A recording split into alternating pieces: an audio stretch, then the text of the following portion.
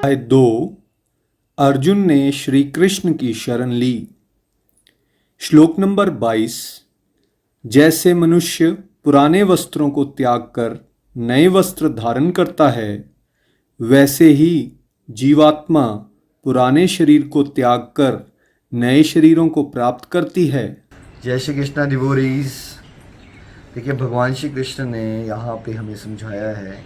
जैसे देखिए, हम सभी लोग रोज़ कपड़े बदलते हैं, राइट। कभी हम पीले रंग का वस्त्र पहनते हैं, कभी हम नीले रंग का, कभी लाल, कभी हरा। भगवान ने वस्त्रों को एक एनालॉजी से समझाया कि जैसे हम वस्त्र बदलते हैं, वैसे ही जीवात्मा जो है वो शरीर बदलती है। दिव्य ज्ञान ना होने के कारण एक्चुअली हम शरीर को ही सब कुछ माने बैठे हैं, इसीलिए हम दुखी हो जाते हैं। अब ये बातें बिकॉज बचपन से हमने सुनी नहीं होती, समझी नहीं होती, और कहीं आत्मा शब्द आ जाए तो हमें लगता है पता नहीं कोई भूत प्रेत आने वाला है।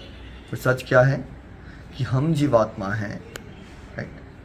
हम वो एनर्जी है। Energy can neither be created nor be destroyed, it can only be transferred from one form to another. ये हमने साइंस में भी पढ़ा था।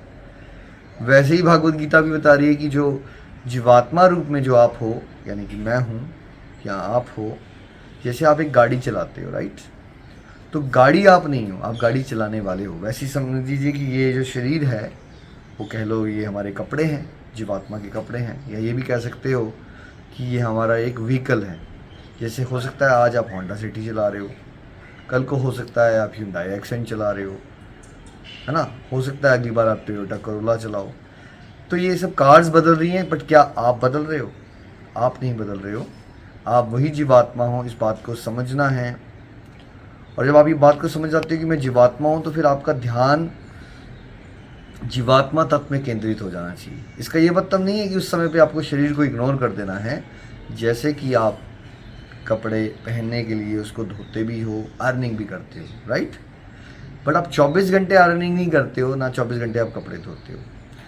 जब हमें ज्ञान नहीं होता तो हम क्या कर रहे हैं, हम 24 घंटे शरीर के पालन पोषण में लगे रहते हैं या उसको सजाने में लगे रहते हैं। जब हमें ज्ञान हो जाता है तो हम समझते हैं कि शरीर के अंदर एक जीवात्मा है और एक परमात्मा है।